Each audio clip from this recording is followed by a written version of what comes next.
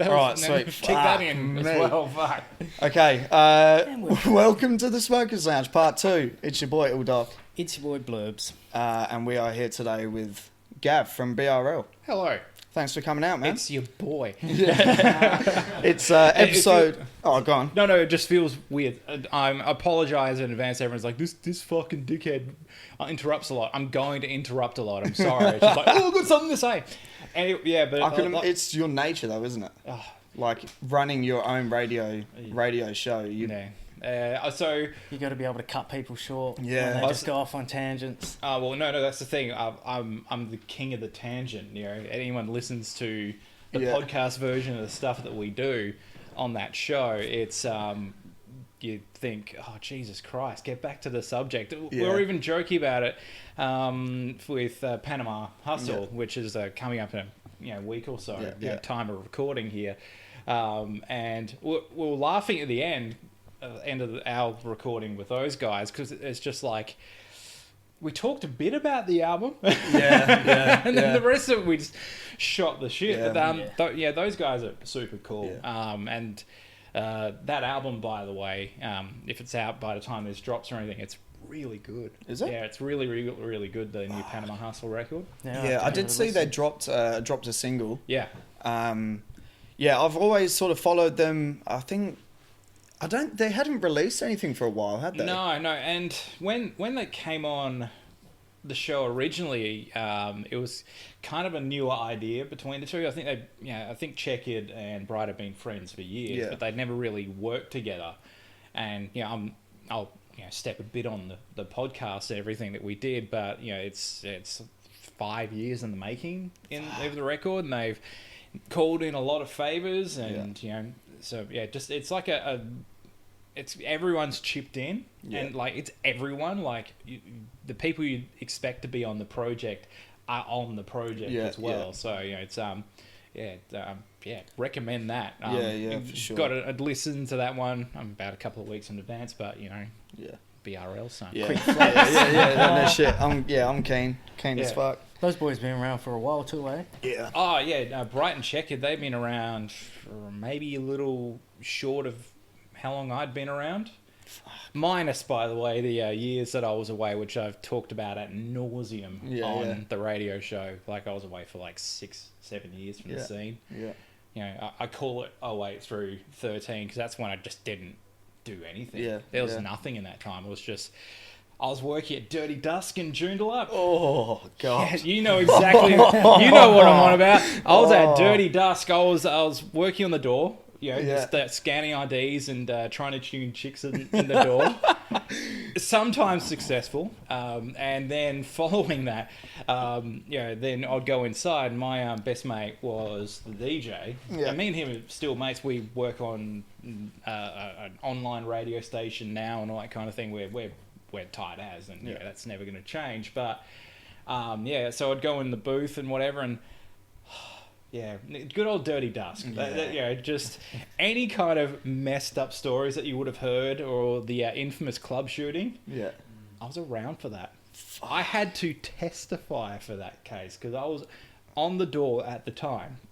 And this is a case now, so it's not like I cannot talk about it. Yeah. It's been done. I think the guy's had his sentence and everyone's moved on. This was 12 years ago or something. Right. But, just look it up, in fact. I won't tell my version of the tale. Just look up Dusk Lounge club shooting in 2008. You should be able to find that. But anyway. I didn't even...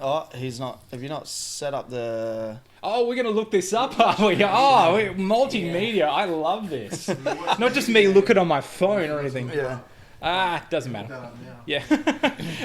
Well, we can get into it fly. Later. Let it fly. But so there was that. I was around for that. That was fun.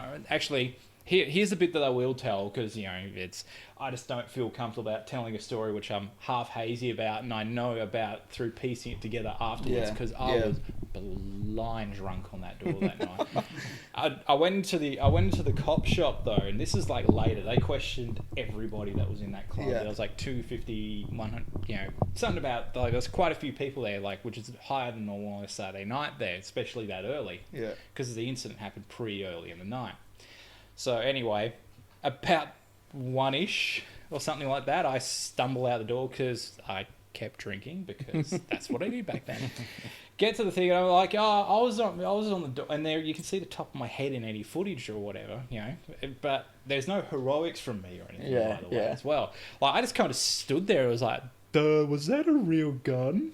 Yeah, it was a real gun.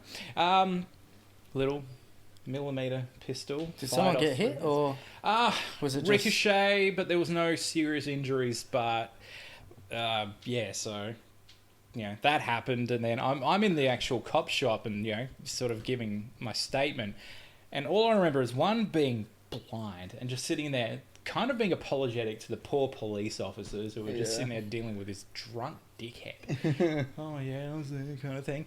And then the next thing I know is like I had to piss as hard as I needed to in my entire life. Like it was like I'm gonna wet myself in this office right now. So and eventually I had to say, look, I apologize. This is really important right now, but I need a piss. So shuffle off, do everything, and on the way out, all I hear is the coppers go, "He knows nothing." Oh my god! And I'm just like, why not? It was so Maybe that's like the way to go about it though. Like if they get blind drunk. If you were drunk, if you did know something and you didn't want to say anything, you just pretend you were hell drunk. Like fuck, I need a piss, man. As you walk out, they go, he knows fuck all. I'm a bad liar though. Fuck, that's crazy. Yeah. So one of many stories. That's one I've never told on a show ever, but. Yeah, true story. And that's the thing. Any dumb stories you will hear say is like the brunt of the joke is going to be me. Yeah. Fuck, that's wild. I didn't even know that happened. I feel like I've been out of the loop. Yeah. That was 12 years ago. It led the news for like one day, and then it wasn't like a sensational trial or something. The process just happened from there. Just things happen and people forget about it unless you're in Joondalup and were there at that night, or it became like a thing at that club for. Well, it probably gets mentioned now at the new version under the new thing. It's like, I hope it don't get shot. Yeah. As you walk in, and got any guns? Yeah. They had metal scanners for a while. To like scan people, going in for whatever reason, and then they took those away for They need more guns. Let's get more guns in the club. Help our sales go through the roof. Yeah, it was an interesting place. And rough. Like considering how many fights I used to see on the dance floor, glassings and people just sitting there with blood all over their face. And you're just like, and it's normal. Yeah, it's crazy because it's always had that bad reputation, but you kind of when you hear a reputation of something, it's sort of like I take it with a grain of salt. Yeah. If I see it myself, then I'll believe it. But like you saying, working there, you've seen all this shit go on. Yeah. And it really is dirty dust. Yeah, dirty dust. Like it's completely different as a venue now. Also, just people don't drink that way anymore because it's just way more expensive. And they had the massive hike in. The Alco Pops tax or something like that, which sent like a Jack and Coke or something like that, and doubled the price behind the bar. That in a way that helped. Yeah. Also, they did tighten the security and everything as well because it was it was what it was back then. Wild West mining boom as well. So it's a lot of blokes. Who were making 60 an hour up on whatever projects that are around back then, and there was really good coin back then. That's all I hear about on site is like, Wheatstone, Barrow Island. Oh mate, I was a TA making 63, and I'm like 63. Jesus Christ, Jesus, I want 63 an hour. I don't make 63 an hour. But that was interesting days, and there's a lot of stories I can tell here, and there's a lot of stories that I absolutely yeah. So how did you go about well, you were sort of briefly mentioned it outside, but getting into radio. Yes. How did that come about? What made you sort of go for it? Now we're going. Let's go all the way back to 2001. Now people that are, holy shit, I was 7 years old. Oh yeah, so I'm just fresh out of high school. How old were you? 28 now. Oh, probably. So yeah, you're 9. Yeah. Yeah. So, I'm 17. Just finished high school, but a couple of months beforehand, there was an ad in the local rag, and it was we need presenters, new community station starting in Joondalup and Wanneroo, Twin Cities FM with the logo that's not really their logo anymore. They got rid of the little Twins logo, which I thought was always cool. And it took me 10 years to realise that there's a T in there that's hidden. Oh, yeah. Yeah, in the middle there, it's like, Jesus Christ. I've been here how long? Yeah. Anyway, so, took the ad and made the application, and that's what I wanted to do. Since I was tiny, I always wanted to be a radio presenter.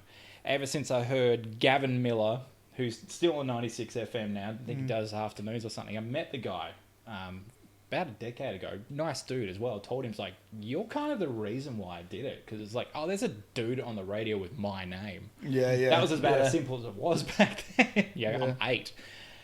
So I've gone and applied and went through all these courses and everything. I actually didn't get in that first group. The first group of presenters, got through, and I was a producer because I kind of failed in my audition. Just stage fright. I wasn't actually a great out loud reader as well. Still not awesome, but got better. Is that a prerequisite of being? It is. Learn how to read out loud. Verbal communication. It's something I never did at school. Anyway, so didn't get through on that part, and then 2 weeks later, a spot opened up because I think it was Dave Cosentino. Shouts to him wherever he is these days. He got a gig, a part-time gig or something at Red FM, which is now one of the hit stations up there, but that's recent. So he got a gig there, and then the spot on the Tuesday night freed up, and they gave me a shot. That's where it started. I sat down and I just thought of a title for the show, and I started to play hip-hop on their station, and they were really, really, really careful with it because they just started and they want to play radio edits. So I would spend so much money of what I didn't have back then at all, just trying to find radio edits of singles and stuff, and I had no idea about Australian hip-hop at all. The only thing that would have come up later is I maybe saw a dude at Padbury High School with an old downside jumper way back in the day, 2000 or whatever it was. But there's no connection there until maybe 2 years later where I actually started to know what Australian hip-hop was. But back then, completely different show. Just starting, trying to get any idea how to do a radio break and whatever. I've actually heard, there's a tape that I have. It's at my mother's house, and it's an early show. Not the first show, but it's an early one, and I'm like, not good. Not good. But it was literally, never been in front of a microphone before, but just had to go. It'd be cool to compare the early episode, the tape, to now, and just see the growth. You know what I mean? I don't. The funniest part was a few years ago I started to re-release some of the old interviews. I had some pretty good stuff back then, LC, Layla, even Draft, even the Hoods. I got the chance to chat to back then. That's post BRL as well. It's a different program, but OB started to sort of recognise that we were playing that stuff. So they hooked up those interviews, and there's just this sweet window of 2 years where I'm nailing all these acts. So for the most part, still haven't had the chance to talk to since. Good luck getting a chat with the Hoods these days. They're the biggest act in the country. Well, they're coming on next week. Oh, wait! Fucking nailed it. Oh, imagine. But sorry, I was just going to say, so out of that 2 window period, is there a personal favourite? Actually, I actually didn't. There's a bit that I actually cut out, but I still remember this. I asked a really dumb question. I thought it was being funny, and I was chatting to Pressure at the time, and the joke did not land at all. I can't even remember what it was, but it was a dumb question, and I just went, fuck. yeah, pressure just thought I was a dickhead. Yeah. Oh, no. It was. I've had a couple of those moments over the journey, but that was the worst one. Like I remember there was another one. I did other shows after this where it was like no hip hop involved at all. And God, what was it? There's been probably a couple embarrassing questions. Anyone remember the Panda Band? No. All right, so the Panda Band had like a tiny little moment in the mid-2000s out of the Perth music scene, really weird indie stuff. They had a song called Sleepy Death Toll Town or something like that. Yeah, look it up and have a listen. Weird indie song, and it's kind of reflective of the time as well. It's like, obviously the dude's just been sitting in the park and looking at 2005 Perth and wrote this weird indie song. And it got a bit of play on the J's and stuff. Anyway, so I asked him something, and then he just sort of corrected me on like some dumb phrase. I think that's right. It was about a meteoric rise, like, but meteors don't rise, they fall.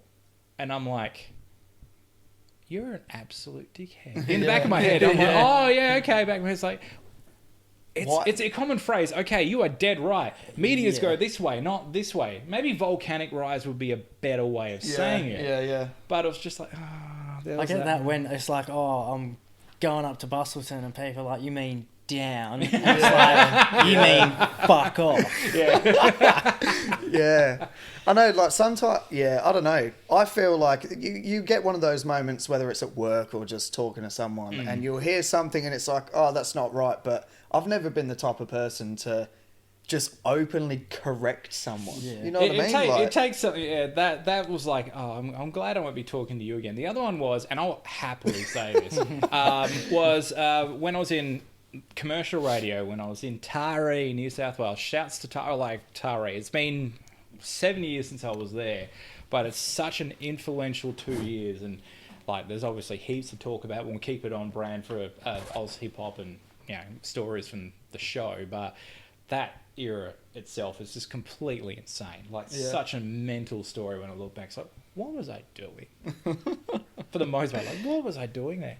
But so I was interviewing the guy from Thirsty Merc. I forget his name now. I think it's Thistleweight. Daryl Braithwaite or something? No, Thistleweight or something. No. Ray Thistleweight. One of the greatest Australian songwriters of all time. He made one song that actually, that everyone smashed. People love horses, but like there's songs like Rise and One Summer. Those are good songs as well. Like they're good hits from Daryl. But we're talking about the different dude, the guy who did that song from the Bondi Rescue song. Ray Thistleweight. Or whatever that's his name. He was a dickhead. Do you know what? So, just quickly, I went and seen Thirsty Merc and Daryl Braithwaite live. Oh, wow. Like, a couple years ago. Same person. Purely to see... Well, maybe it was like a dad and a son. Yeah. Purely to see Thirsty Merc, because they do have some tunes. Yeah. And I messaged him at the end of the show, and I've just gone, what did I say? I was like... best live performance I was like, Thirsty Merc, best live performance I've ever seen. You also notoriously do that after any live performance. Gig, yeah. But, man, you've got to see them best live performance. It was the Wiggles. Yeah. But he was doing some kind of backstage, like, signing or whatever. And apparently he's notorious to not have photos. So I was there with my family, and my sister went up to him and waited in line and got to the front and was basically like, oh, can I get a photo? Yeah. And he was just like, nah. And she was like, okay, why? And he just turned it down. And apparently, I've just heard stories that he's been very like, unless you're buying a fucking CD, I'm not going to sign your hat or, shit like that. It's not the way to treat your fans, and I will say that I wouldn't say BRL has fans. It has people that follow the show for the guests and the music. They're not fans of me. When I was in Taree, a little different, and I remember this real clear. We're at an outside broadcast. It's really early into this new job, and there was a presenter there named Craig Huth. Now, I'll try not to completely destroy this guy because I'm not going to speak ill of him. No, fuck him. Right, yeah. Go in. No. Go in. If the stuff that I heard about him was true, once again, I will not say, because that can be flat out slander. Who knows? But yeah, the rest of the stuff, this is absolutely true. He does his usual thing, and he was named the Dice Man on air, right? Everyone knew his real name. He actually ran for mayor of Taree. True story. Gave a 15-minute concession speech. All true. Absolutely. You can quote me on this part. 15-minute concession speech, and I think he came sixth in the field of like 9. Yeah. Of, you know, people going for council or whatever. In the middle of a 30-minute sponsored music marathon after 9 o'clock or something like that, he comes in and is like, "Oh, I'd like to congratulate blah, blah, blah, blah, blah, for the win." And then 15 minutes, I remember walking into the boss's office and I'm like, you got to be kidding me, right? Yeah. Like, the sponsor who it was, I'm just like, do you think they'll be happy with this? And he's just like, "Oh, I'll deal with it." He never dealt with it. Yeah. But anyway, so I remember this clearly because this is an example of not how to handle the public. Dude is walking around. Yeah, I think he was supposed to be someone from the thing, and he's snapping photos, and he's taking photos of, like, you know, kids looking smiley and all that kind of thing. Like, what's going on? Because there's no accreditation or anything. He must have worked there, I hope. Yeah. So I'm slumped down in my chair like this, right? Gut hanging out a bit here because I was a little overweight at the time. Just like, oh, God, I want this to be over. And I hear a snap of a camera. I dart and I look at this way and I'm like, come here. You delete that. He's like, what? And I said, you fucking delete that. And he's like, what? And my poor sales lady, a lady named Fiona, who we always, you know, cross swords, we just never got along, but nice enough lady. She was horrified because I just gave this guy the biggest bag. Yeah, and yeah. He's like, and I was like, no, I'll happily take a photo of everyone here, put an arm around, put a big smile on. I'm wearing the shirt. I'll do that. But you don't take a photo of me while I'm slumped down in the chair looking miserable. Yeah. Off guard. Yeah, off guard. Yeah. And it's like, you're not the paparazzi. Delete the fucking photo. Yeah. Needless to say, I wasn't invited back for the next outside broadcast.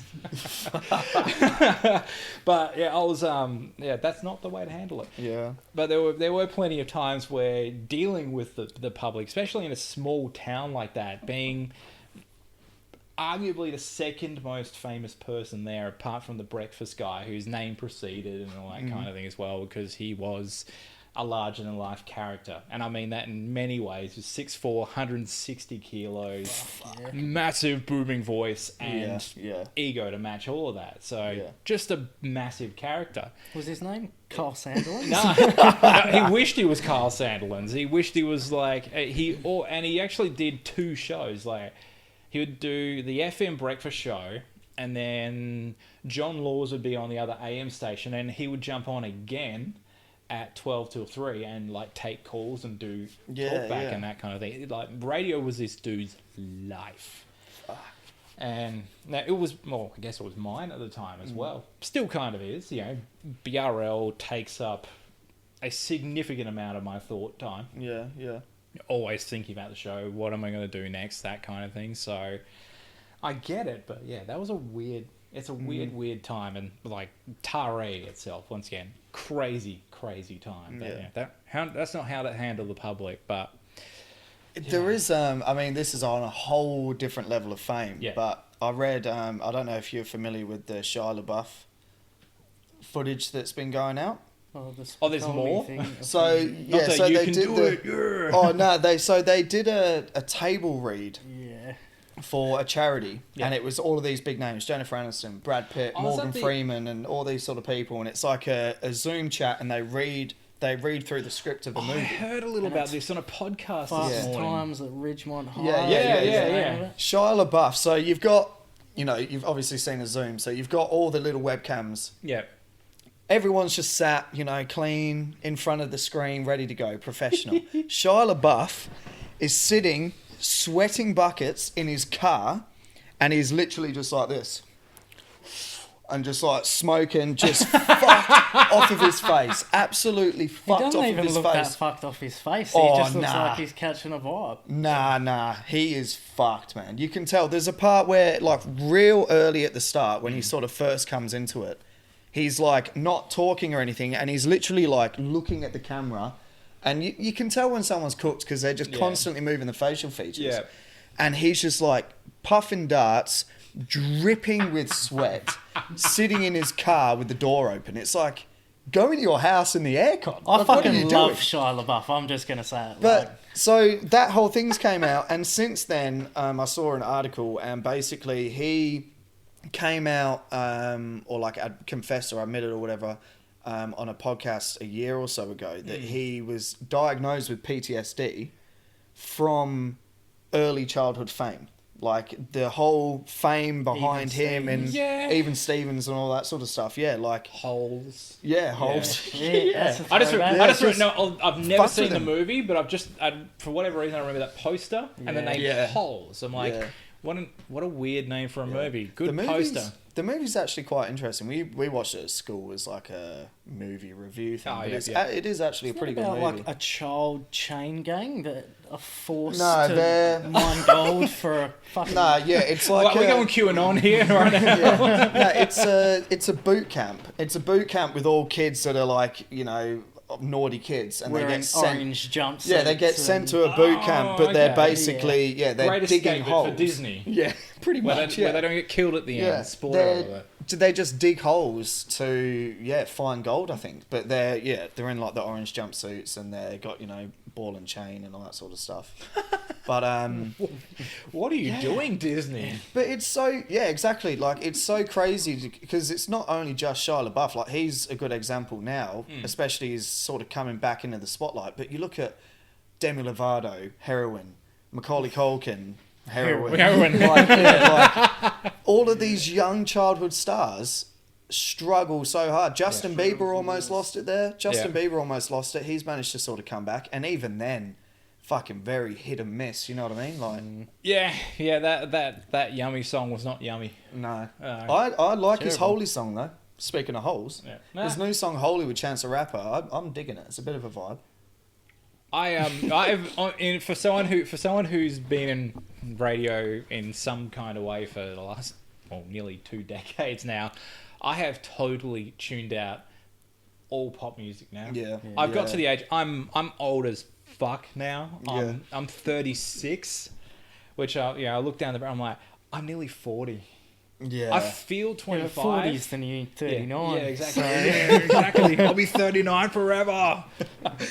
Yeah, and that's without children and that kind of thing as well. So I imagine how old I would feel if there was like some kind of child at home that with my face on it,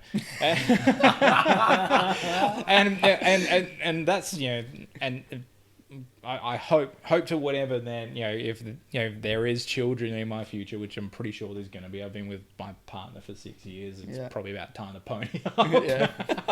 She wants kids and everything. I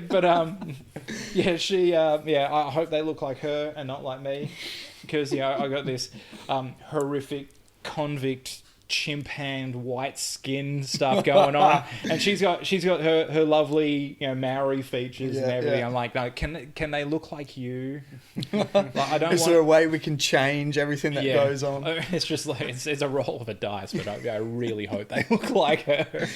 Because I'm like, back to the pop music. I only listen to the only sort of pop music I get is at work. Yes, and even then, it's like it's almost a good night if we've got pop music playing, because most of the time it's 96 FM, and I don't know how many times you can listen to Bon Jovi in a night, but living on a prayer. Yes, it definitely gets to that point where you've heard 4 songs off the same album and it's like, fuck. You start questioning if Bon Jovi was ever good. Yeah. Like, there was a point in time where you heard one of their songs and went, fuck yeah, and I feel like a week after that. For me, the only song of theirs that I do like is Cowboy. I'm a cowboy. Yeah, what's that called? Yeah. Want it. Dead or Alive. Dead or Alive. Dead or Alive. Yeah.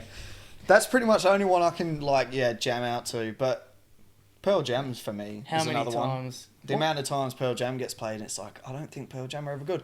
And it's not only me that thinks that. Fucking It's not only me that thinks that. It's not only me that thinks What that. did you Fucking just say? It's not only me that thinks that. Wow. Anthony, Like, okay. no. Anthony Kiedis. That first album's unassailable. Anthony fucking Kiedis. Anthony Kiedis, lead singer of Red Hot Chili Peppers, in his biography says that Pearl Jam, because there was a gig, how's this for a gig? I don't know if you read the book, probably not, but Probably not.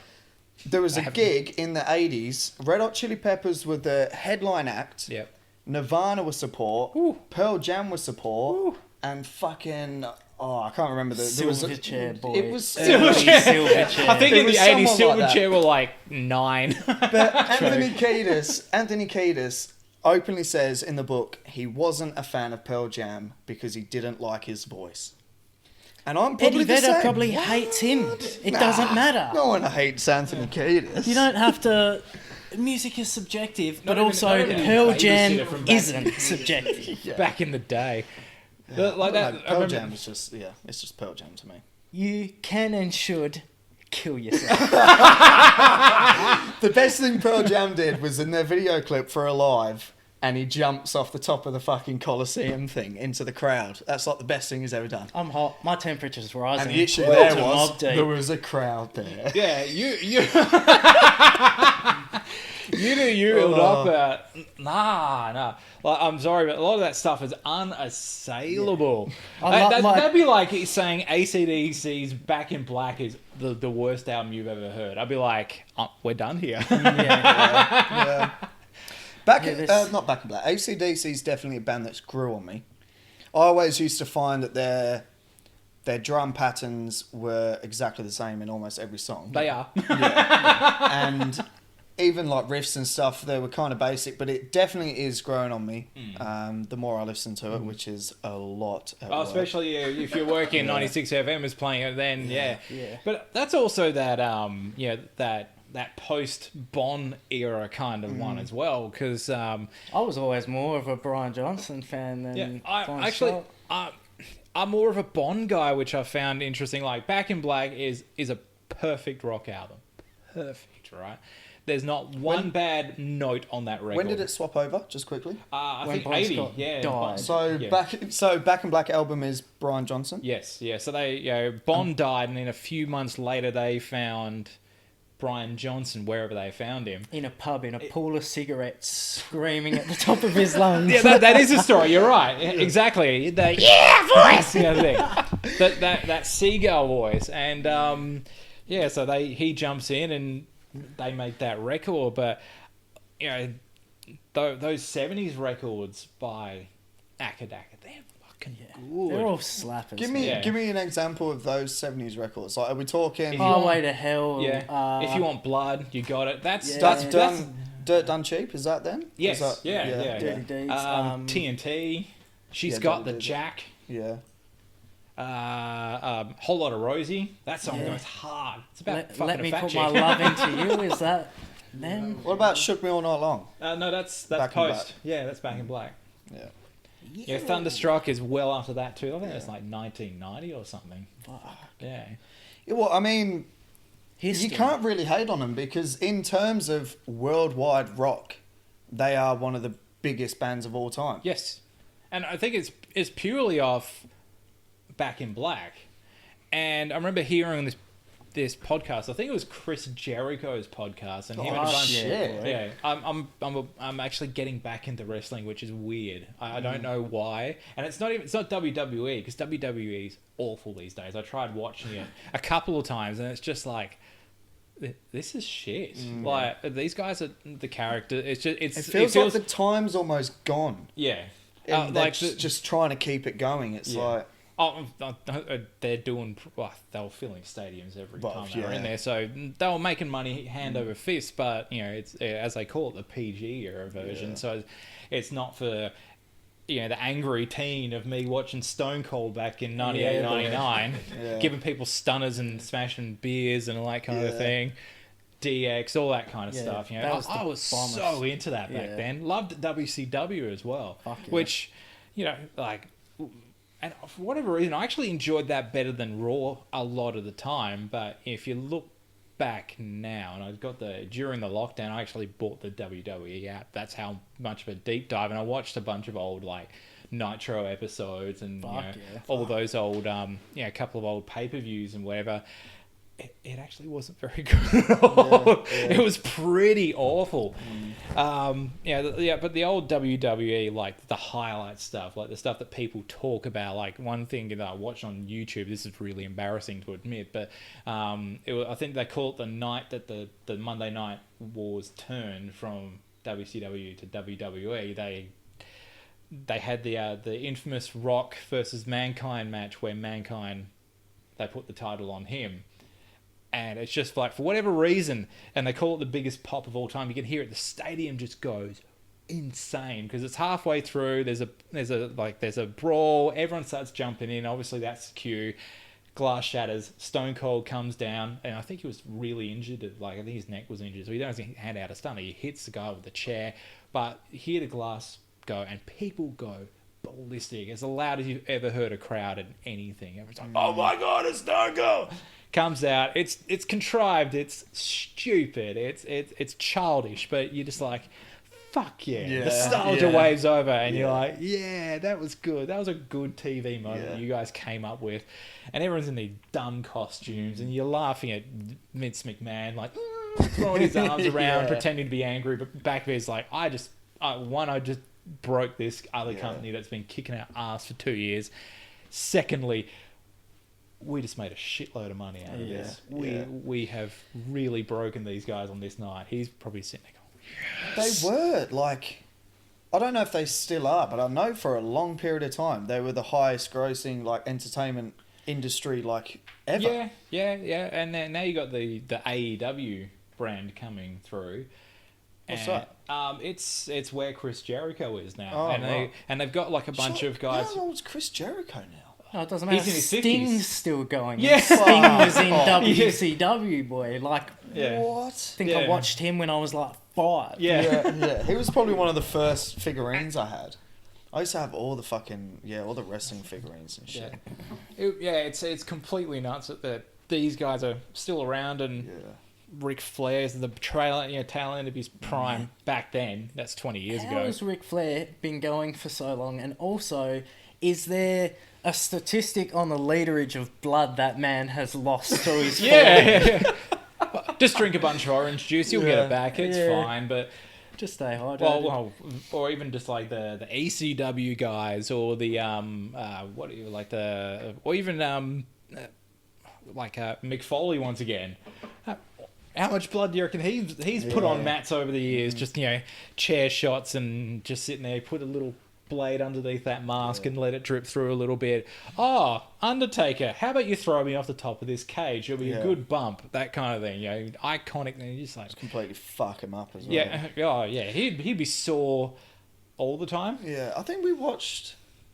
Oh, I mean, it's a known thing, but I feel like we watched something about Undertaker, and he was talking about when he threw.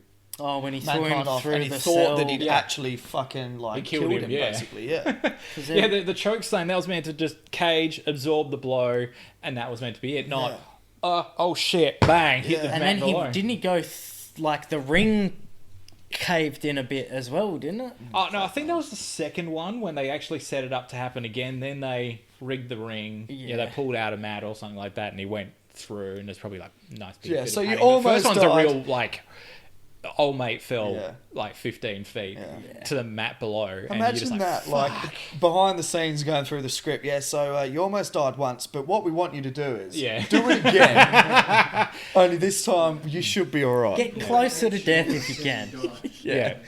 It's completely nuts what those guys were doing back then, and like the AEW stuff is kind of doing a bit of that now. Like they're going back to that brand a little bit more. So it's a little bit more attitude era kind of style. So they will blade up a little bit. So you will see some blood on somebody, and they will hit each other with chairs, and people are like jumping off things and going through tables and that kind of stuff. It's like, it's pretty cool. Like, and if you spoke to me 10 years ago, I would have said, wrestling's fucking retarded. Yeah. It's weird that in the sort of everything that's going on, like wrestling it started off like you say, like old school real, and then it went to now it's at PG. But with everything going on in terms of like UFC and stuff, I'm surprised that it's been like it's taken so long for another brand to come in, and make it real again. Just give them gloves and just hire. Like Brock Lesnar's a perfect example. Yeah. He can clearly fight, but that's the thing. He would beat the shit out of everyone on their roster because he was a legit UFC champion. He beat legends, and then legends beat him. But he was a legit champ for a while. Like for a couple of years there, he actually held the belt. You're like, Jesus Christ! Did someone else try? Didn't one of the CJ Punk? Didn't he go? Yeah, and he got smashed. Like he went up against an up and coming guy named Mickey Gall, and this guy it'd be like me fighting one of those guys. Like, oh, I'm gonna get into a training camp. I'm gonna train for a year, and then I'm gonna go pick a fight against a guy who does this for his life. And I'm just gonna get in there, and this dude just beat the shit out of this guy. You're just like, oh, that wasn't fun at all. Like, what are you doing in there? Yeah. Did you ever see... And he did it again. I don't he fought another guy and he got fucked up the second time, and he hasn't done it since. And it's like, it's not for you. Yeah. Like, that's when you take a hint. Yeah. And it was like, just go back to doing the wrestling stuff, because he was really good at it. Do you remember Brock Lesnar? Like it had to be one of his first fights in the UFC, and he's just beat fucking whoever he beat. Yeah, I don't know who it was, but he's walking out the ring, and as he's walking out the ring, Undertaker's sitting in the crowd, and at this point in time, like Undertaker's apparently been doing MMA for years, and he's like trained in that, and they have like a full blown stare down while Undertaker's sitting a couple rows back in the crowd, and it's like, what are you doing? Yeah, probably all set up by Vince McMahon. Vince is gone. I'll get you a seat. Hey Dana, we want to do this thing. We're going to build to WrestleMania. Can we just have these guys have this stare off? Look, you can have it. You can have this moment like, he'll be going back to wrestling and whatever. And that's a little control. I think that's really stupid to put something that's incredibly real. MMA, like it couldn't get any more real than that. Especially like if you watch the events now as well, like you take the crowd away and all you hear is just meat on meat. Imagine like fucking hell, like just a noise. You're like, Jesus. Fucking Conor McGregor's fighting Conor McGregor's fighting Aldo, and all of a sudden you hear. Stone Cold comes in, just fucking boots. Rey Mysterio backflips off the edge of the cage. Stone Cold! Man. Yeah, I think it's just one of those things. They should just leave it. Famous entertainers and sports people, like sportsmen, when they try and swap over, it's like, what are you doing? Michael Jordan going to baseball, it's like, what are you doing? You wouldn't see Tiger Woods all of a sudden start training for the NBA. Yeah. Like, just stick to what you're good at. Yes, like it almost works with music and film as well. You have like actors that start trying to sing and shit. It's like, what are you doing? Lindsay Lohan. Bradley Cooper's probably the only one who's pulled it off because he can actually fucking sing. I haven't watched that movie. Or so Drake. Degrassi. Degrassi High to being the most successful pop star in the world. And last 10 years. Like, he's it. That brings me to something. So I noticed someone put this on Facebook the other day. And it was just about this, like the sales on Spotify. And what you need. For a second there, I thought he had some dirt on something or anyone. I was like, now, Gav, I heard about this incident. No, so it's the streaming royalties. And it was just about like how to earn $100 from your streams and what you need. So for Spotify, you need 22,900 streams to earn $100. Apple Music, you need 12,700. YouTube, you need 145,000. Oh my god! Amazon, you need 24,900, and I don't know what this last one is, so I'll just leave it. Yeah. But basically, the crux of the whole thing is like to get that $100 back from your plays is ridiculous. Like you've That's almost got insane. to break. You know what I mean? You got to break the scene to Yeah. get those views. But then when you take into consideration the $400 you've paid for the beat, Yeah. the $500 to say $1,000 that you've paid for a video clip, Yeah. the $400 that you've paid to go into the studio to even get it to that quality, Yeah.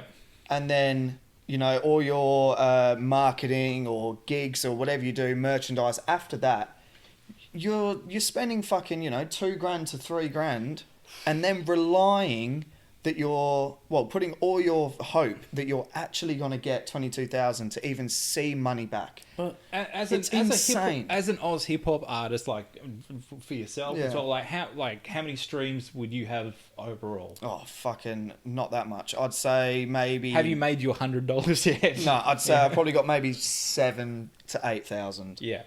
Like, and Which is that's fuck all, And so- that's probably also the case of a lot of artists out there. Like a lot of the people I play on my show Yeah. for sure would be well under that $100 mark. There, you have your outliers. Yeah. Like a cogs might Yeah. make enough to sort of maybe break even, maybe depending on how many streams. I think like there's a couple of million sort of streams, but someone like Complete Yeah. might actually make some money out of this. But Yeah. that, and then of course you hear about old mate from Spotify. He's worth $2 billion. It's like, And he also just said a few weeks back, maybe a month back, that musicians should release more music. And the old model, old model of leaving it years between albums is dead. And if they want to make more money through streams, they should put out more music.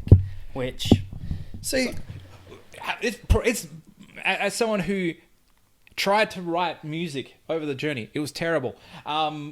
It's hard to write a song. yeah, it definitely It's is. hard to write. It's hard. You hear from everybody Yeah. involved in anyone who I've ever interviewed. Good projects take a while. yeah. As I was saying, Panama Hustle, really good record. Sounds like they spent a lot of money going into it. I won't step on my interview, but they actually found a pretty cool and fun way to sort of raise funds for it as well. Yeah. You'll hear that on the show. That's for me, not for you guys. Sorry, I got to get people over with me as well. But I mean, you have to come up with crazy ways, and of course, COVID be damned, you can't tour at the moment either. No. Yeah. Like, I'm sure there would have been at least some kind of payday for Draft and the boys who went on that tour recently as well. So, that would have helped bring in some income. That's the way you got to do it, but Yeah. you can't do an East Coast tour at the moment, and it will be 18 months, 2 years before you get to do it again. Yeah. Guaranteed. Yeah. It's a tough time. Like, being an artist now would be shit. Yeah. Touring is pretty much the only reliable source of income for a lot of artists. And even, if you take that into perspective, like the $100 for 22,000, and then you look at someone like Drake, it's like, yeah, he's got 1 million streams, and we look at that and go, fuck, he's got 1 million streams. But in comparison to money, if he had 1 million sales in the 80s, he would be fucking loaded. And Yeah. I'm like, he obviously is, because it's Yeah. fucking Drake. Yeah. But I feel a lot of that money would be He's radio. got 1 billion streams. Yeah. Probably for But- that God's Plan song, right? Yeah. You would have 1 billion for Yeah, that. yeah, definitely. Plus the YouTube and that kind of thing. So I get the diversifying part and everything, but how does radio work? Like, in terms of, say 92.9 are playing a Drake song yeah, once or twice a day. yes. How would he get paid for that? Or do you Now, there's something called APRA, like over here. I'm sure there's stuff in other countries as well. yeah. So there's APRA fees. Like I've only ever really asked this question at a level of community radio, and once again was in the pros, but never really I never bothered to quiz about. Is Reese Masden getting paid enough from the 2 or 3 times we're playing his "Shut Up and Kiss Me" song. Fucking awful song. I mean, actually, that's right. I hope he got 25 cents and fucked off with it. Yeah. But actually, I remember. Oh, that's right. I interviewed that guy, and I remember I was like, "Oh, here's my moment to get one back on this dickhead." I remember asking him opening question, such a dick move on my part, and I'm like, "Well, why did you do that? You got to look after your record labels as well, so you can keep this stuff coming in." It didn't. No one got upset or anything. But the first question about asking this guy was there was this stupid. I'll get back to your thing in a sec, but there was this stupid thing, and he went into a school and there was 12-year-old girls crying. It's like, "Oh, it's Reese Masden here." And the first thing I remember saying is like, "Oh, we got Reese Masden here. Welcome to the show, buddy. How does it feel to make 12-year-old girls cry?" I'm like, now, like that's the kind of reaction I wanted out of people. But there's no one in the room. It's not like I can get an audience reaction out of that joke. It's just this cold thing. It's like, oh, well, you just like I actually feel really knife bad, to the guts. man. Back of my head's like, what a cunt thing for me to say.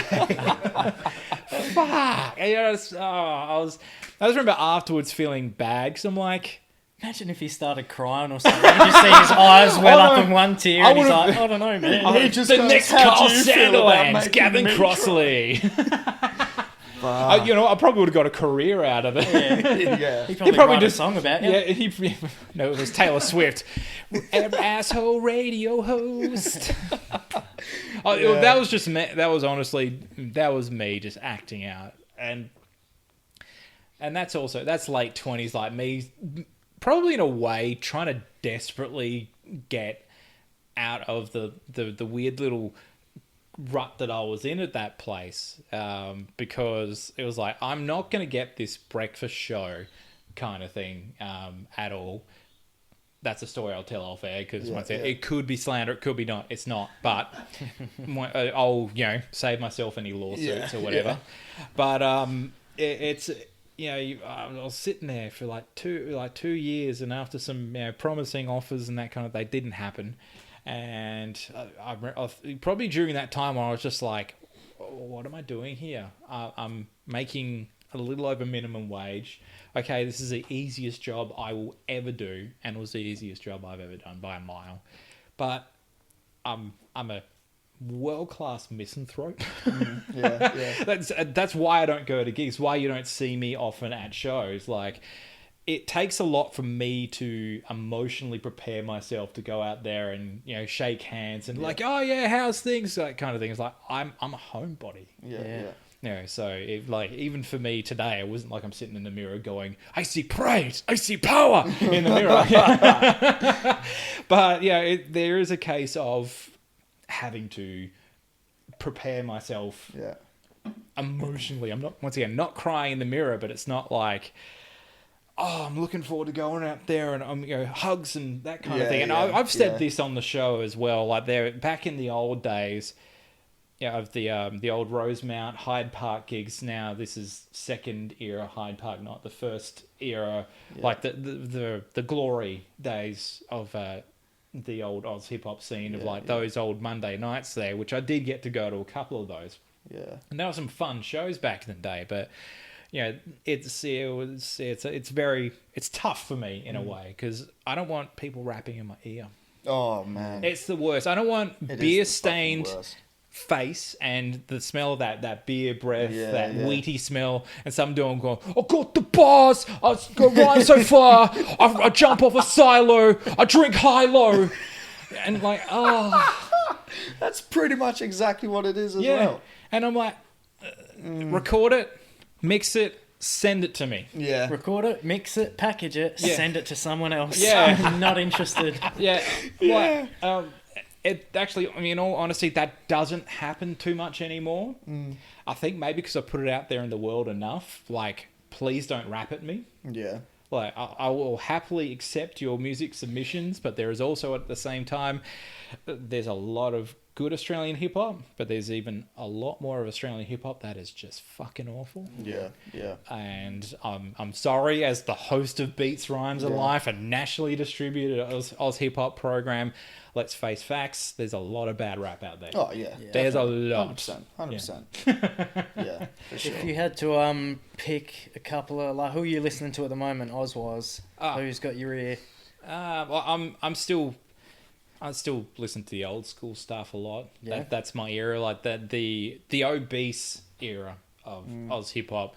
That's my jam. That's always going to be my jam. I'm now making sure that I listen to the following sort of 5 to 7 years after the sort of peak, like really Hard Road and a few of those albums after that. And then for years, there was a significant gap of like me not knowing about Mason Matic and Binge Thinkers and Scripture, those kind of guys. They put together, they all have really good records. Yeah. I've been playing those on the show lately because I've been spending a bit of money on eBay buying all these records. You know, this is a lot of stuff that blokes just own and now it's throwing away for like, you know, $150. Here's 30 CDs. I'm like, fucking, here you go, send it to me. I don't care. Yeah. So, you know, I've been doing a lot of that lately. So I've been listening to a lot of older stuff, but I would say, well, once again, anyone that listens to the show knows that I have my absolute favorites of right now. Like Hell on Earth is one of my favorite acts in the country. Hell on Earth's good too. You put me on the spot. In Insidious, they've just done an EP together. Yeah. That dude has... Insidious is beats, man. Yeah. He's one of the nicest producers at the minute, I reckon. And he's 2020's been the year of Insidious. He has been so prolific. Yeah. He just put out another single the other week. Like, not the other week, like this week. A brand new single of his, like a solo one, because he's worked with... he did that Misanthrope EP, and he's released a whole bunch of other singles and, you know, produced for everybody. And like, if you hear it throughout the years, like, oh yeah, I've you know, got Insidious on a couple of tracks, and it's just like, this dude is on fire this year. Yeah, as well. Definitely. Who else is new? Well, you know, there's the obvious ones of the last couple of years. I loved Death Rattle by Complete. That was an insane record. Mons, even though that's he's not new, he's been around for a decade. That True North album was so probably one of my favourite releases of that year. Yeah, just solid. Yeah, well, there you go. That's my 2 award winners from last year, the Australian and Best Perth release. You know, and I almost gave Complete both, but I thought, you know, I'll make sure that Morn's in my end. No one gives a shit about my stupid awards. It's just like, oh, here's a picture on Instagram. It's not like I mail out money or like send a trophy. Although I should probably send out a trophy. That'd be kind of fun, of just like a record, or like BRL Best Australian Release, because there's probably no point in me doing a Perth one anymore, because it's not a Perth show anymore. But yeah, like the Mr. Nobody record as well from 2015. That might be my favorite record of the last 10 years. That's just, it's unassailable in some parts. Like there are just songs on there you're just like, oh, this is how Oz hip hop should sound like. Yeah. Because he's just a bar machine. Yeah. And I love his delivery. Yeah. And he's like real ochre as well. Yeah. Like, which is what a lot of, you know, they call it like the barbecue rap or whatever. Yeah. Yeah. And he's sort of taken that style, but added way more lyricism and technique and everything to it. Morns, like we've said it before, Morns is probably one of the best, in our opinion, one of the best in Australia. Yeah, 100%. Also, like you listen to that cunt's slang, and it's quite obvious that all he listens to is Ghostface Killer and Capadonna. Yeah, protect your neck, folks. You know. Yeah. But he's probably my number one, like, solo performer overall, like of anyone in the last 10 years. Choice. Yeah. He's just so good. Yeah. He is just sick. So good. You know, the Complete, of course, there's, you know, all the Perth artists, you know, and there's of course your Syllabolics, your Bitter Bees, all the TPW guys, OMAG, Sever, etc. You know, like all those guys. We have a really, really high standard here. Yeah. And you can tell that I do favour that. Even with like the show now, it's meant to be like nationally thing, but there's always like a little extra couple of purr songs in there, 'cause it's like, oh, it's someone I know and this is a good track, you know, So, and the reality is, if someone else is doing that job and they're from Melbourne or whatever, it's gonna be Melbourne heavy or whatever. They're gonna make it that way. So to be honest, like, you've done a lot for WA hip hop as well, just from having the show. The amount of people you've had come on, you give people radio time that they won't necessarily get elsewhere, and you know, you say that you've, like, it's a national station now compared to what it was before, just being WA, but someone like Triple J WA find it so hard to get onto these stations.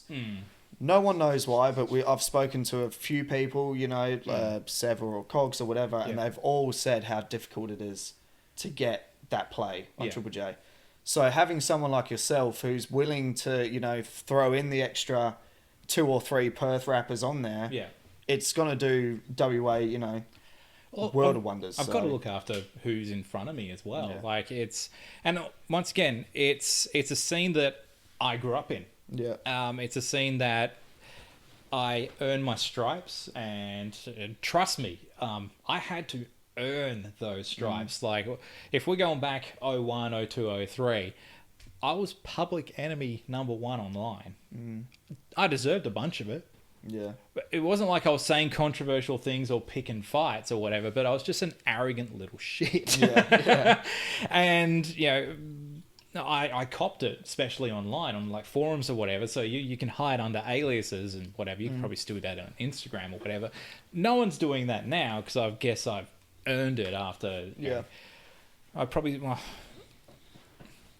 I'm not going to say 19 years, because there is that gap in the middle, but it is in a way, because even when I was away, I was still buying. Yeah, that's the quiet truth of it all. Is like I was still playing it on that Joondalup radio station. I'm not mentioning it because there's a story there which I am willing to tell, but also I'm going to be very careful with that one as well. But no, it's fair enough. Because it didn't end very nice. Someone ended up shooting a gun outside the No, there was no gun violence. That was a different Joondalup incident. That didn't end well at that place at all. And actually, that was a catalyst for me moving from 89.7, it's a station, it exists, to the community radio network now. It was the motivation to do it. Like, I was thinking, well, you know, the show for me was kind of getting stagnant in a way as well, but I think it was also just the environment internally in that community organisation. It was bad times. By all accounts, still pretty bad now. But, you know, I haven't had anything to do with it in quite a while, so, you know, handball to that and move on. And I record at HFM these days, so, you know, that's where I'm recording a little later on today. Gonna have a guest, and they come in, and it's not the hour that people used to get, because the hour's an entire show now. And I don't want to do 2 hours either. I know there are you can have the option to do 2 hours of a radio show, but I'm like, I like actually condensing it down and having it as like a best of the best for that week, or you know, it's I can cut a lot of the fat from the program, so it's a case of, no, these are my favorite 55 minutes and 50 seconds worth of Australian hip hop for this week, including an interview and maybe an old album or something like that. Peg's Axis or something like that. I'll throw that in because it's a good album. So, you know, that's what happened in that regard. But, you know, it's getting people in, and, you know, it is a bit more Perth-centric. But as you said, and I've heard that as well, like getting on these East Coast shows, they tend to view the East Coast a bit more in that way. Having a national service, as it is, because I'm not getting paid for it. I am. There's a little bit of money in the sponsorship, and we are, you know, getting some sponsors in now. And I now actually get my hands on all of that, but it's not like I'm making money. No. That's just purely to pay for getting the podcast feed and stuff like that. That's not cheap to run. No, that's like, I think it's like $580 or something Australian a year, so I can have like that unlimited feed. So, and that's just knocking out interviews and stuff. So this is purely because it's what I love. Love of the game. So I'm always happy to have people on the show and get people in, like you've been on the show before, and the various artists that have walked through there and everything, and narrowing the focus as well, because BRL start of the year was a bit more broad. And it's probably as broad as most shows got in that regard as well. Like, I would have older specials when I either had a guest or something like that. Then those were a lot. There was a lot of filler programs, especially when I started to go up north. It's like I need to record 2 hours, so there's a lot of like time management and everything as well. So the hour, it has improved. It has invigorated the program as well for me. Like, you can tell I'm a bit more engaged again. And to sort of get away from the toxic environment of where I was broadcasting from as well. It was a rough time. Like, the last 12 months there were brutal. It was bad. It was like it was always like that little black cloud hanging over my head, because it was not just the show. Like, me leaving that organization had nothing to do with BRL. Zero. A symptom of me leaving, of course, is me taking that show with me. And it's not like in the last couple of months they didn't have a subscription to the community radio network. I know this because I'm the one that signed them up for it when I was still there and taking in shows during the COVID shutdown. In fact, that was most of the programming. I thought we had a pretty cool sound at the time as well. Anyway, BRL leaving a Perth radio station as like a base, and that was having that thing, and I thought it was a risk. It was a risk because I thought this show is very niche. Now it's even more niche. Like, it's a hip hop show, but there are like 3 hip hop, R&B, soul-y kind of shows that are on that service there. There's they've got a exclusive Indigenous show, they've got a Christian rap show, and they got another show called The Cut, who hosted by a chick named Charmaine. Shouts to her. She's one of my connections actually at CRN. She works there. And that's a really broad show. That can go anywhere, that program. It's a cool show, but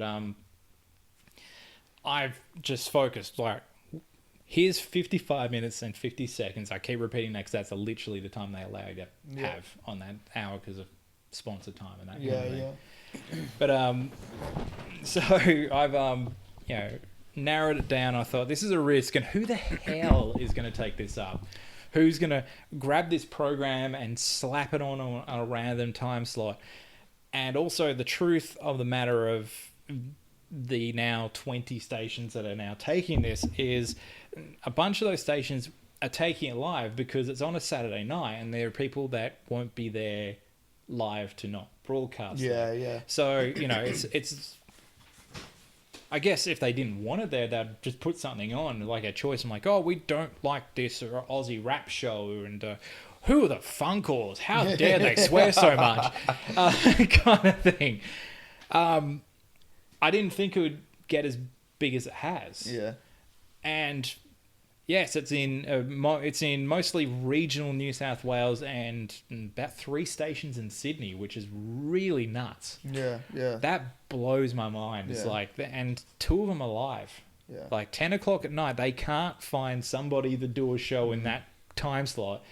So somewhere in Burwood, right after they have a recorded mix show from a chick named DJ D, who's actually does stuff for my online radio station. Well, same program, just sends out these couple-hour hip-hop mixes, like mixed with soul and that kind of thing. She does samples on top of that. So like, here's the funk record that you know from Express Yourself, and plays that back to back. That's dope. Yeah, she does some cool stuff. Shouts to DJ D.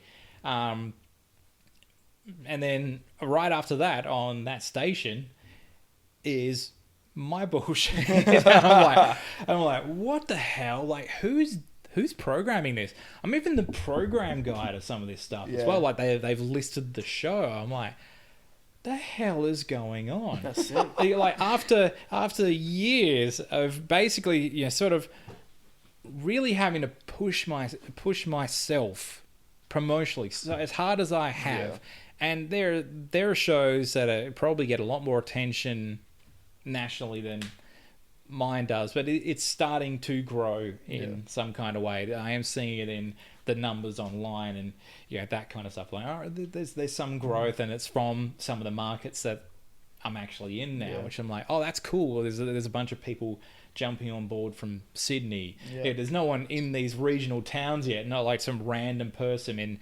Cardos, which is a town of 2,000 people somewhere near the south coast of like Wollongong, somewhere in between there, like a really bloody cold part of the world. But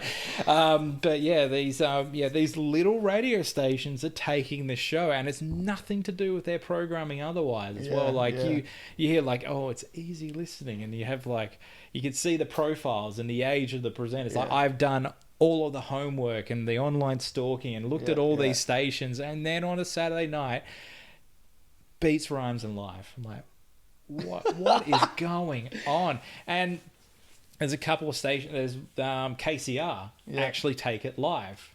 Once again, probably because no one's in on that station. But I also know for a fact that station has not that many presenters. It's a really small station. There's pretty much a spare room and a scout hall in Kalamunda. That's where Kalamunda radio station is. I went in there once and spoke to a presenter. Like, it's a broom closet pretty much, but it's not an insult. It's just facts. They got this little room and one studio, and that's how it is. I remember going back to the Joondalup organisation, who have like a nice studio, and when they went in there, it was actually pretty well funded by the university that they're at. They threw some money at it for 10 years worth of advertising, which definitely equaled out their way. And those studios, as you've seen, like they're a nice studio. There are plenty of organisations that haven't got that level of facilities at all. So anyway, besides that, it's nuts to go from one station, which by all accounts, even these days, even people in the area don't really know about that much. Like, the marketing has not been great over the last 2 decades for that place, to being on this national service. And then like that's a 15 stations. And also there's people who literally take it off the server and play it. So they're choosing to play the show at a allotted time slot, which is even more heartwarming. Like, oh, you're playing the show because you want to. So in that instance, are you like, do you advertise it to that, or they're just stumbling across it and going, I like this, we're going to play it? So there's a weekly newsletter or something like that. And when it came out, the girl that I know, they're actually, because she likes the show, she actually gave it a little extra push for us. So shouts to Charmaine for helping us out there. And then, it was just a case of, they give the time slot and you can use the DDN service, like an FTP server, and it just sucks it in after the show airs and it plays. And, it's playing in Broome by choice. They put me on the Saturday night all around like other programs like Urban Meltdown and the Indigenous show, which I forget the name of, Deadly something. But and then there's My Nonsense as well, and it's their lineup on a Saturday night is like this sort of hip hop kind of thing in Broome. I thought that's pretty goddamn cool. Fucking oath. Well, that is sick. Like you said, it was taking a risk leaving the other organisation, but it's clearly doing more for you. Yes.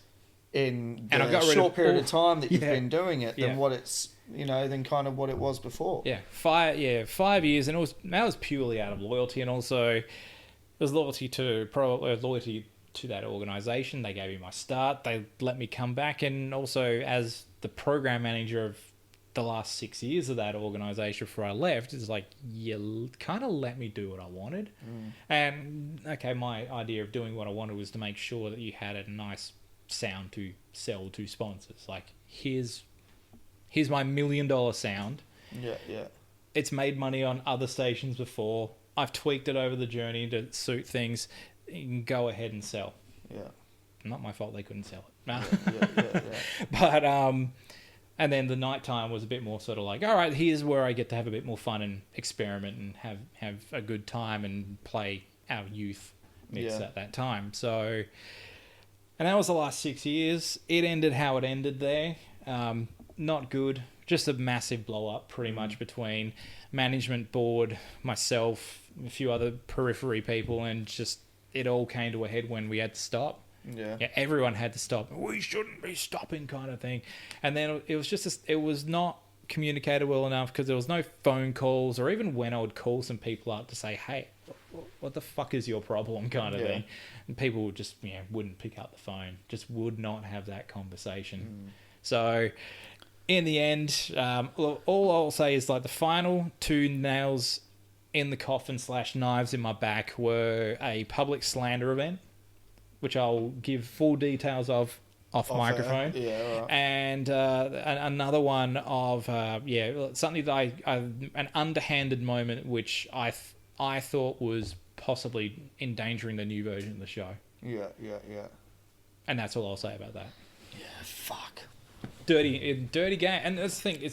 It's for nothing. There's no monetary gain at all. Like, what was achieved, and that was pretty much the final result for me. Is like, I have been nothing but angry during this whole lockdown and stressed out and sitting there and just taking phone calls from people and everyone just sort of bickering back and forth. And you're like, this is not worth it. Yeah. What is anyone gaining from this situation? So I just said, I'm done. After 18 years, I am done with this place. And then walked out, and I pretty much not associated, not even looked at that place, not gone anywhere near the campus. Like, I have nothing to do with that place anymore, and it is sad. That's the other thing, is like that's a big chunk of my life there. Yeah, definitely. So I'm in a different place now, and I'm working nowhere near as hard. Yeah. Because I don't have to do all of the other stuff that I was doing. Yeah. Like, that's gone. So it's just purely, okay, here's this show. They allow me to record bits and pieces there. Shouts to HFM. They've done an amazing job so far. Just like, yeah, cool. Here's some content, and they allow me to do it. Yeah. Awesome. I give them a show. They understand that I work up north for a living, so I'm not going to be there all the time. It's probably never going to be a live show. They like live programming, by the way, so that's even more of a sort of just come and do it. We need some content and whatever. The 2 of the programming committee, I'll name them because they've been cool. Bree and Sarah, they really championed it first up, and also Ruxton as well from Select Few. He's the one that connected me to them. Oh, bro. So. And he's been massive this year for the show. Yeah. In fact, he's sponsoring the show. Like, his label is throwing a little bit of money at the show. It's not expensive, by the way, to sponsor BRL, but it's been an absolute champ. So shouts to Greg. Yeah. Fuck. Well, I'm glad. Obviously, you said there's been a bad blood or anything, all that sort of shit that's going on, but I'm glad to hear that it's definitely moving forward. Because like I said, you've done a lot for WA hip hop, and I think I could speak on everyone that we wouldn't want you to go backwards. You know what I mean? Yeah, well, we want BRL, keep going. Fucking steam train. Exactly. Yeah, it's it's something that I enjoy. It's something I plan to keep doing until I have to stop. Yeah. Whatever that is going to stop me, God knows what that's going to be, because considering what I had to go through in the last 12 to 18 months to keep doing that show, keep pushing through that, because anyone that's remotely sane would have just gone, nah, fuck this. I'm just going to go start a podcast or something. I did actually start a podcast during the whole COVID time. It's definitely been like the biggest thing that people have done during COVID. And people have like, 2020, the worst year I've ever had.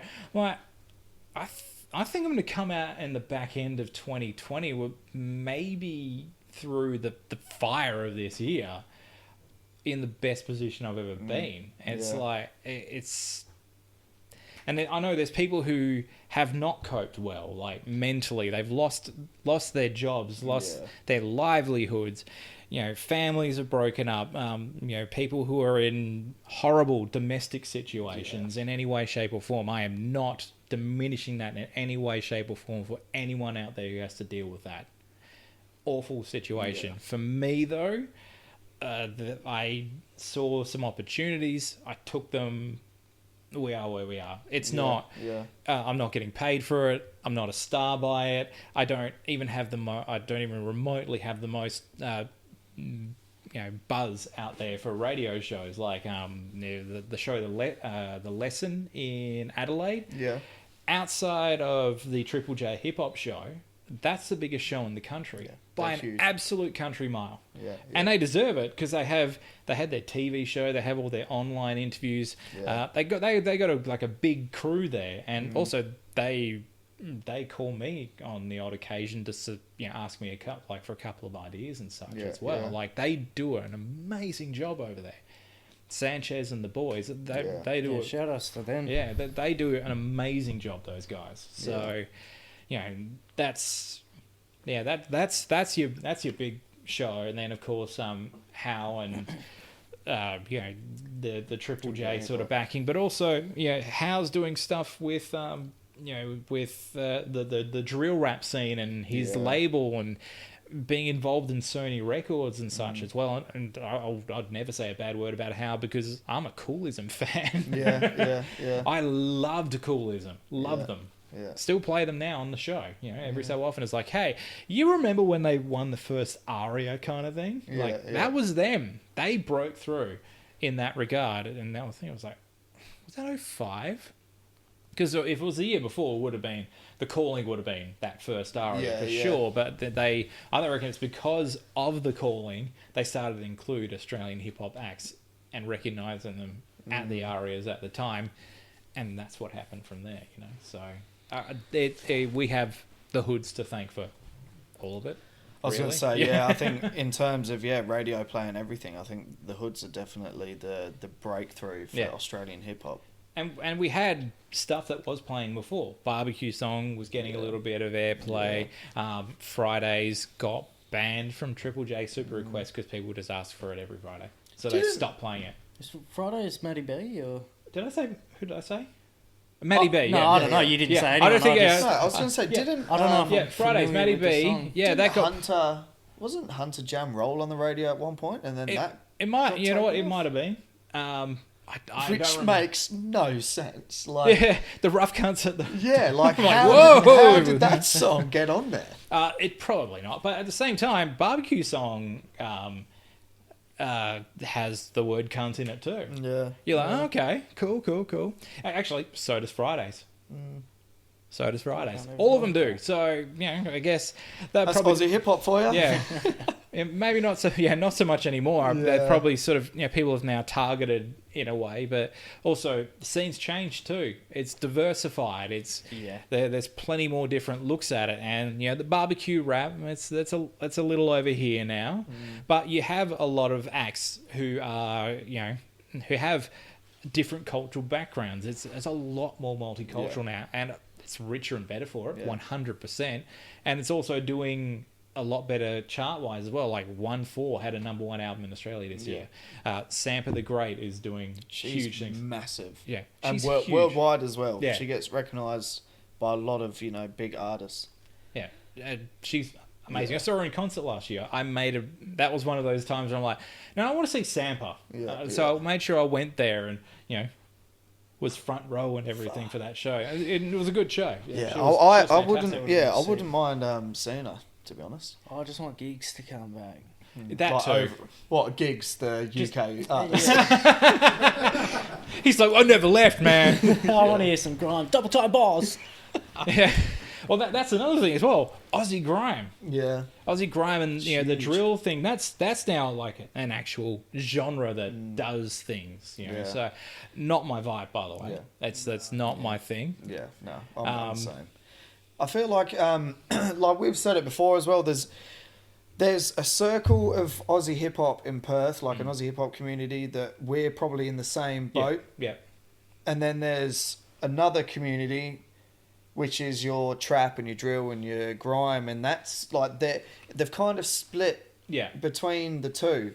And it's only been recently that I've sort of coming across a few names on this side and going, oh, you know, I actually don't mind that. No, there's and now there's it's some like, good fuck, I wouldn't stuff mind there. going to one of their shows because they've got events going on that I don't even fucking hear of. No, and there's shouts to Groundwork who people who are promoting on that side had Saudi on the show, and he might be one of the first acts of that style that I've had on the show.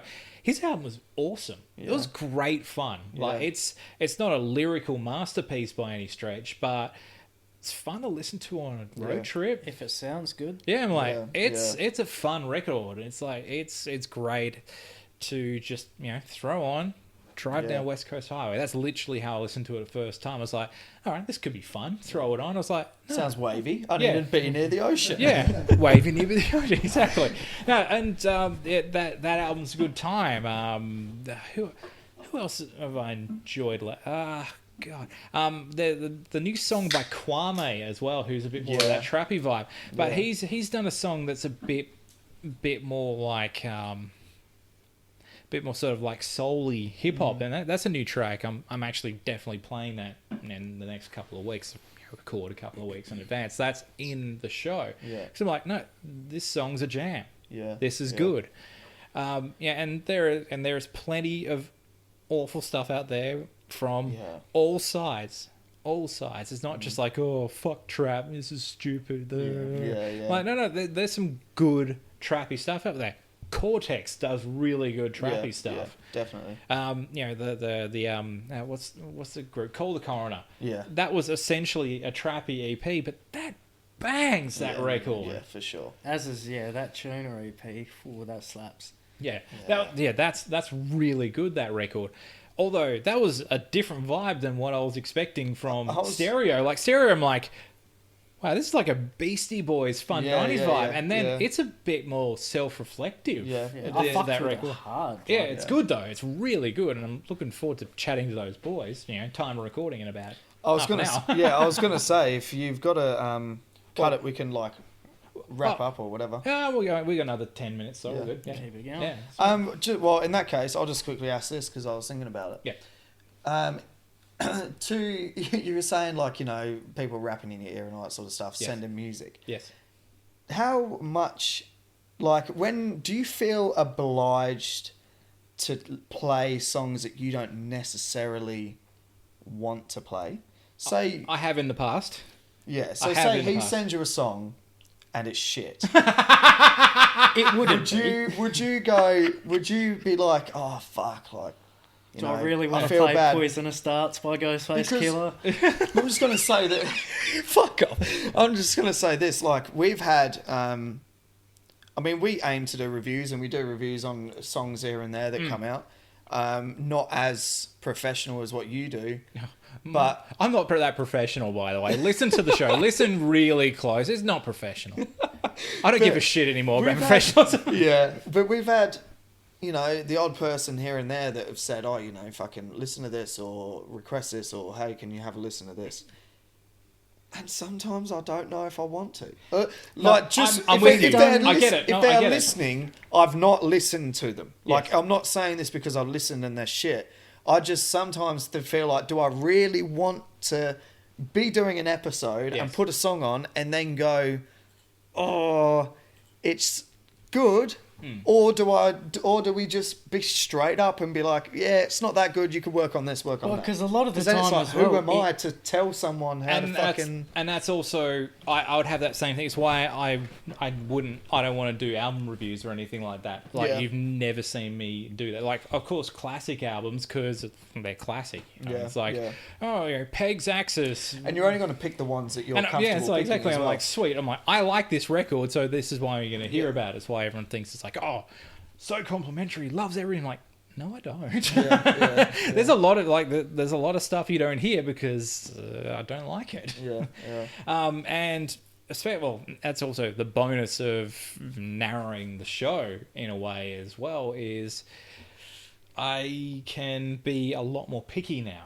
You don't have to fill it out with shit that you don't necessarily want. And, you know, like as fun and actually is like a massive spike in online listenership as there was when I did the demo week, like a way, I think that feels like it's 12 months ago, but that was like start of this year.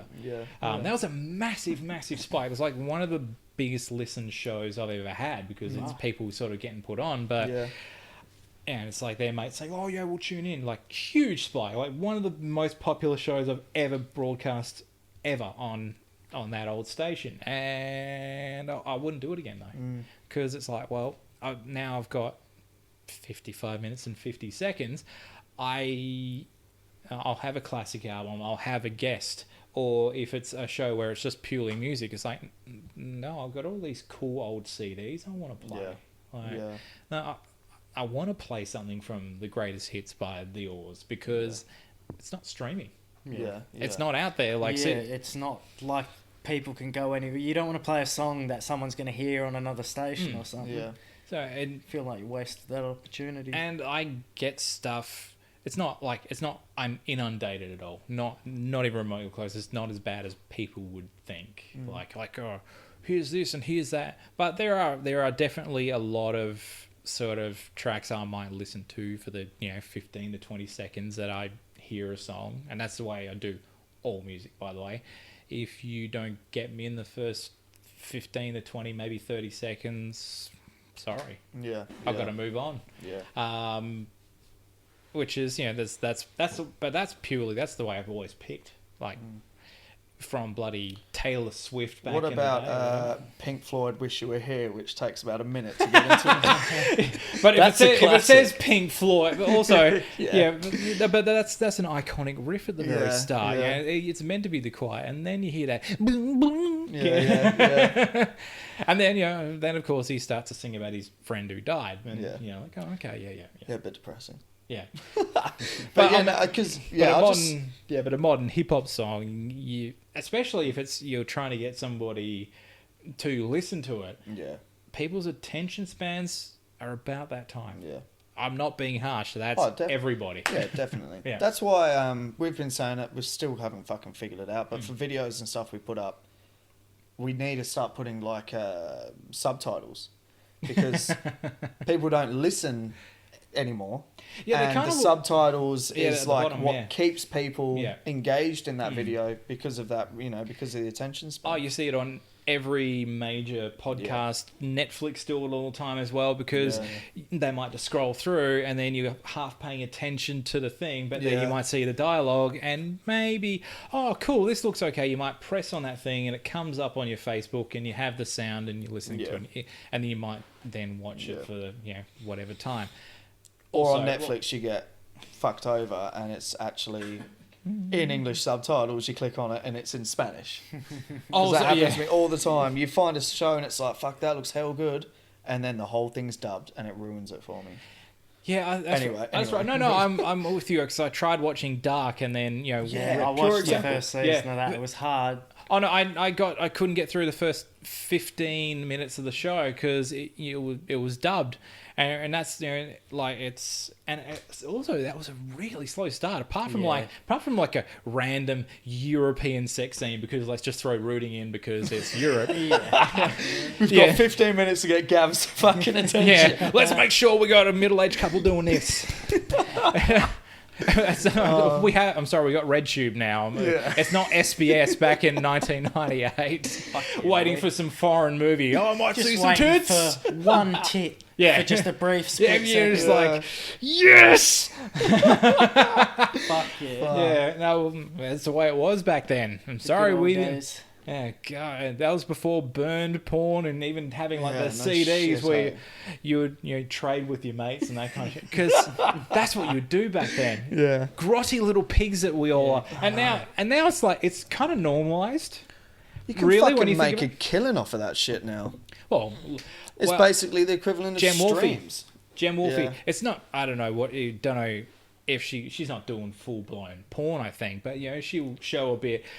and it's dudes who will subscribe $5-10 a month or something like that. And you see it on her feed. She's buying sports cars and building houses, and she is rolling in the dough because she spend that $10 a month on our Patreon. Yes, we're giving you content. For fuck's sake, 100%. Maybe each buy some episode new we chairs. just pull a tit out. I mean, I could because I've got tits. But I'm like, look, all power to Ms. Wolfie. I one day would like to meet you and just say thanks for being a part of BRL law, because I've used her for jokes for years. Because it's like I adore her. My brother bought me her calendar last year. I've not put it up. I've not put it up because, truth be told, I'm saving for this house. So we're staying at the Mrs. Old's place until it's built. Yeah. So I'm not going to have a calendar of some ridiculous, curvy, buxom woman on a wall. I'm not doing that. Alana, who's the missus, and I'm, shouts to the missus and everything. She's like, I don't give a fuck, but it's like, yeah, but your mum and dad might, Yeah. I just tell him it's some basketball player. Yeah, it's some. Yeah. That's Jimmy Butler. She doesn't look like a Jimmy Butler. Plus, Jimmy's got his tits out. Yeah. But man. She's shouts to Jem Wolfie. No shit. We need to get her on the show somehow.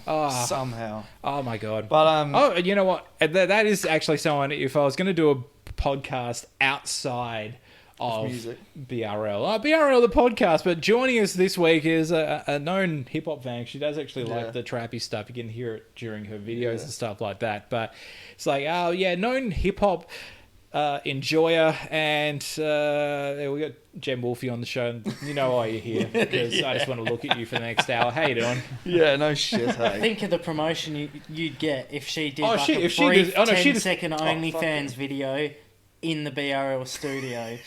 Just about to jump on BRL. Yeah. Oh my god, I'm gonna be on the show. But I'm sorry, but she's really good at marketing. That's the other thing. Yeah, I could. Yeah. Oh, she's made a fucking killer, man. You have to respect the fucking hustle. Yes. But also, I wish I was a girl with tits. Oh yeah. If I was built like her, I would do an OnlyFans too. Oh yeah. That's all. I'll be like, cool.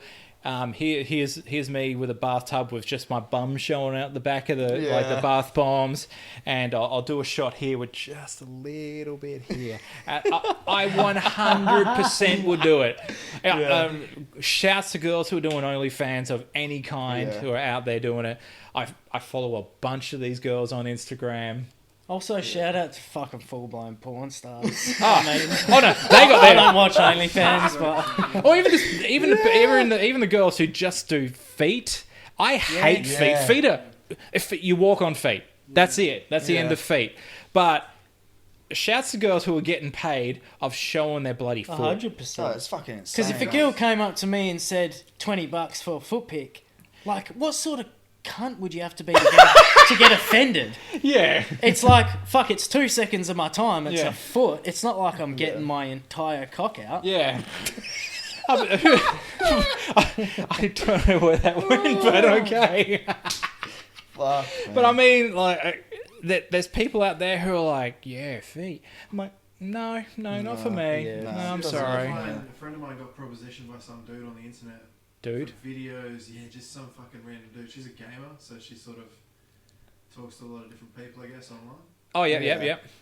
They messaged her in-game or Yeah. something. They asked her to, like, take videos of her crushing bugs with her feet and toes and shit. Damn! Yeah, and she was obviously not into it at all. Look, I'd be like, why do I have to kill things? I'd be I asking, would have said, what bugs do you want? what sort of bugs? I'm not stepping on no earwig. Yeah, exactly. Like, are you talking bitey bugs? Are you talking stick bugs? Because I don't want that in my house. Yeah, no shit. Yeah, like, are you wanting arachnids? Because there's a potential, especially if I'm Australian. I don't want to step on a redback. That shit's going to hurt. Maybe that's like the kink, though, is like... I'm like, oh, yeah, I want to endanger high you a on the little pain bit. spectrum, Yeah. or is the venom kicking in? Are you feeling it? You feeling nauseous? Oh, $50 if you pass out. yeah, I'll send over a baby Dugite, and you just got to put your hand in there to 5 seconds. Oh, fuck, man. I only bring up a baby Dugite because my family has a property up north, and then every so often my mother will send me pictures of random Australian wildlife that she captures because my mother is like the crocodile hunter, but a woman. And yeah, just like captures snakes, and every so often like, oh, this was in the yard today. I'm like, is that a baby? I would not go anywhere near that. And yeah, she's sitting there with the sticks and putting in a bloody Tupperware and then showing it to me and the missus. Like, oh, here you go, send it off. Yeah, weird family. I'm not like that at all. I'll be like, you just keep wriggling that way, sunshine. 3 shovels. Oh, not even I don't want to get that close. I'd just be like, I'm dead still. We're calm. You just go this way, and then I'll go this way. And that would be the exchange. Yeah. Yeah, no Good way. to meet you, mate. Yeah. Bye. Yeah, exactly. I live well enough alone when it comes to Australian native wildlife. Yeah, fuck that. Oh, let's take a picture of this thing. It was pissed. By the way, you can see it in its little snaky face. Yeah. That in the eyes, and it's like, I'm gonna fucking kill you if I Let me out this Tupperware container, bitch!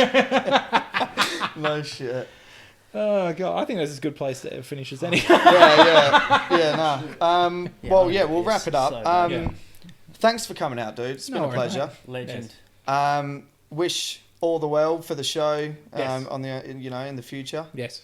Going You on too from here. as well. Thanks for having me on. I appreciate it. I'll do cross promotions for this and all that kind of stuff as well. So, thank you for having me on. Everything. By the way, at BRLSON, how to find us on Mixcloud, Facebook, all of it. That's where you find us. That'd be awesome. BRL, son. BRL, son. It's actually on this nice. jacket. I won't turn around because I have to literally get up, and I've been sitting for and I think I've got sweaty shorts now. It's a hot day, so It is quite warm, isn't it? it's 31 today. All right. Fuck. Is it? Holy shit. We're going pub after this, All right. boys. Okay. Well, they're going to pub. I have to go do radio. Yeah. All right. Well, we'll wrap it up. Hope you've enjoyed the episode. It's been a pleasure, and we'll be back next week. Peace. Peace. True.